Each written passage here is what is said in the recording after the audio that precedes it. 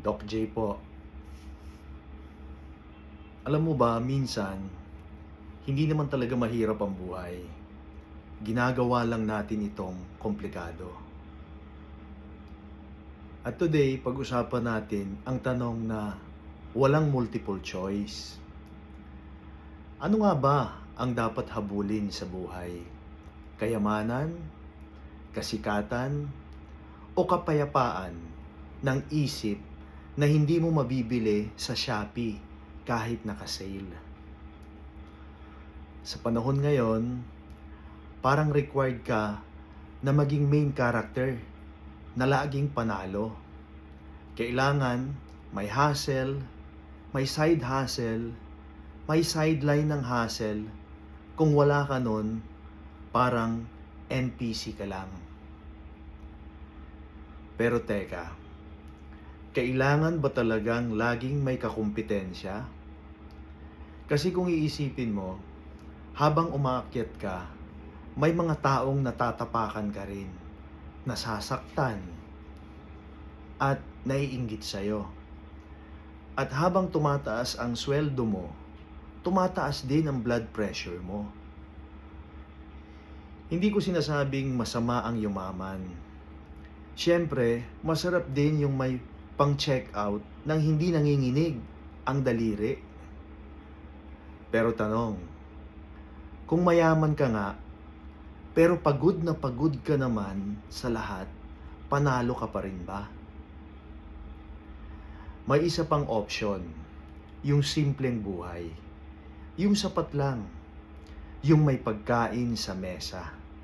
Yung tahimik ang tulog sa gabi. Yung hindi mo na kailangang magpanggap para lang ma-impress ang iba. Pero ito naman ang tanong. Kung kontento ka, ibig ba sabihin wala ka ng pangarap? Hindi rin. Ang pagiging kontento, hindi lang sabihin titigil ka na.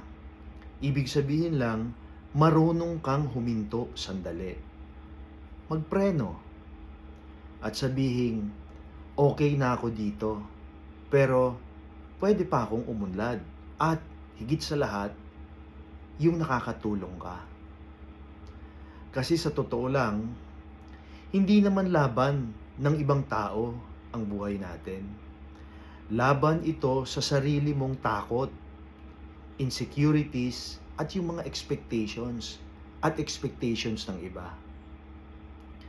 At kung may dapat kang talunin, yun ang version mo kahapon.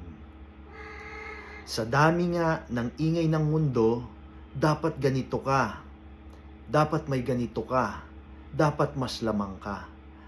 Baka nakakalimutan natin yung mas simpleng utos. Maging mabuti, maging totoo, at huwag manakit ng kapwa. Hindi lahat kompetisyon. Simple, pero ang hirap gawin, di ba? Kasi minsan, mas madali pang mag-trending kaysa maging mabait ka. Kaya nga, ano nga ba ang dapat piliin? Magpayaman o maging payapa? Ang totoo, hindi mo kailangang pumili ng isa lang. Pwede kang magsikap o magsumikap, pero hindi mo kailangang mawalan ng puso. Pwede kang mangarap, pero hindi mo kailangang maubos o maupos. At pwede kang mag-enjoy sa buhay kahit hindi ka number one. Kasi sa dulo, hindi naman paramihan ng pera ang laban. Paramihan ito ng moment na masasabi mong, masaya ako. Tama yung pinili ko. Ako si Doc J, at kung may natutunan ka today, i-share mo naman. Hindi para sumikat, kundi para may ibang matauhan din. Kasi minsan, ang tunay na success, hindi yung marami kang nalalamangan, kundi yung wala kang iniiwan at tinatapakan. Doc J po, maraming salamat.